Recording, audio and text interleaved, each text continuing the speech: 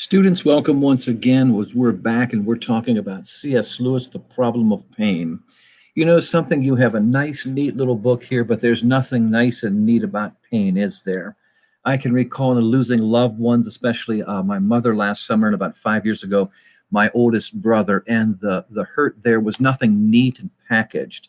The Lord gave peace, but still there's a ragged edge to our soul that hurts, and memories will come back and will be painful and deep, and sometimes the loss is mysterious.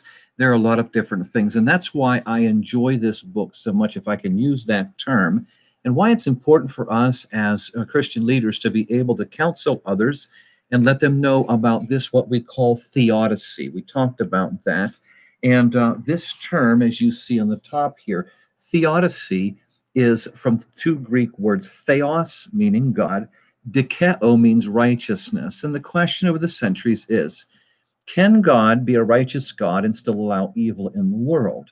Well, that's really what this book is about, is theodicy. And let's go into our next study here. Our third study is, we're still in the first chapter, which is called the introductory chapter, and going into this. And so as we went into it, it said that man is brought to a point where he sees something which he can't explain. Now, you had heard this term numinous. Numinous is there, and it was being aware of those things that are not in the physical realm, and they inspire awe and maybe a bit of a different type of fear. And we're going into that. Now, he uses this term many times for us to understand this, and this is setting the building blocks for us to understand what's going on here. And remember, this is a very, very powerful subject as far as argumentative, evocative. This is very emotional with people.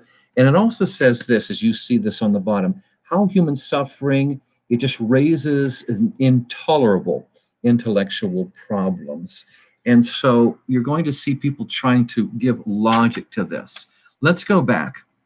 These experiences, such as I ought or I ought not, the behavior pattern we see here, they resemble awe in one respect, namely that they cannot be logically deduced from the environment and physical experiences of the man who undergoes them.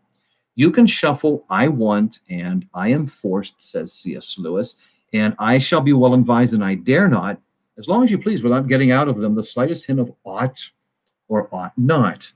And once again, attempts to resolve the moral experience into something else always presuppose the very thing they're trying to explain, as one of famous psychoanalysts deduces it from prehistoric parricide.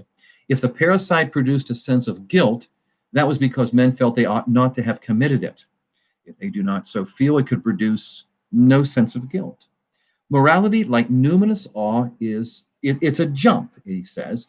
In it, man goes beyond anything that can be given in the facts of experience.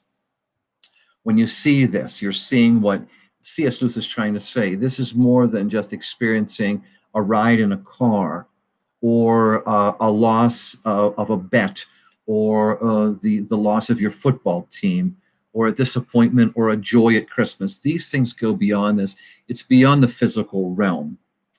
As he says this, it has one characteristic too remarkable to be ignored. The moralities accepted among men may differ, though not at bottom so widely as is often claimed, but they all agree in prescribing a behavior which their adherents fail to practice. All men alike stand condemned, not by alien codes of ethics, but by their own, and all men therefore are conscious of something called guilt. The second element in religion is the consciousness not merely of a moral law, but listen very carefully, of a moral law at once approved and disobeyed. This consciousness is neither logical nor an illogical inference from the facts of experience. If we do not bring it to our experience, we could not find it there. It's either inexplicable illusion or else revelation. The moral experience and the numinous experience are so far from being the same that they may exist for quite long periods without establishing a mutual contact. Understand that. In many forms of paganism, for example, the worship of the gods and the ethical discussions of the philosophers have very little to do with each other. The third stage in religious development arises when men identify them, when the numinous power of which they feel awe is made the guardian of the morality to which they feel obligation. Once again, this may seem to you very natural. What can be more natural than for a savage haunted at once by awe and by guilt to think that the power which awes him is also the authority which condemns his guilt? And it is indeed natural to humanity.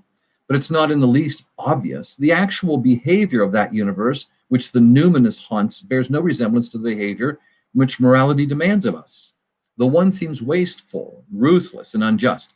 The other enjoins upon us the opposite qualities.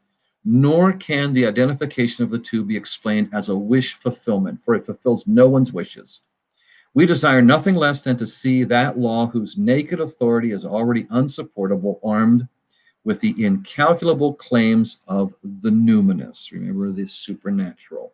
Of all the jumps that humanity takes in its religious history, this is certainly the most surprising. It is not unnatural that many sections of the human race refused it. Non-moral religion and non-religious morality existed, and they still exist. Perhaps only a single people, as a people, took the new step with perfect decision. I mean, the Jews. But great individuals in all times and places have taken it also, and only those who take it are safe from the obscenities and barbarities of unmoralized worship or the cold, sad self-righteousness of sheer moralism. Judged by its fruits, this step is a step toward increased health. And though logic does not compel us to take it, it is very hard to resist. Even on paganism and pantheism, morality is always breaking in, and even Stoicism finds itself willy-nilly bowing to the knee to God. Once more, it may be madness, a madness congenital to man and oddly fortunate in its results, or it may be, once again he says it, revelation.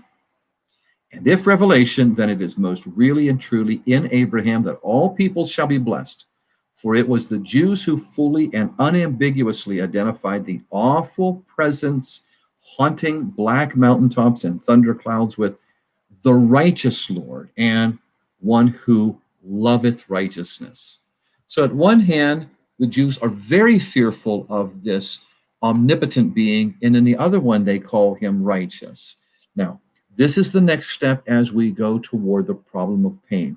In understanding there is something beyond our scope, beyond our physical realm. It's called numinous, as C.S. Lewis puts it, from time studies past. It's something where man realizes, I ought to be doing something right. Let's stop right there, write some notes down on that, and understand that's in the heart of every man, woman, and child, the numinous. We'll talk some more about this.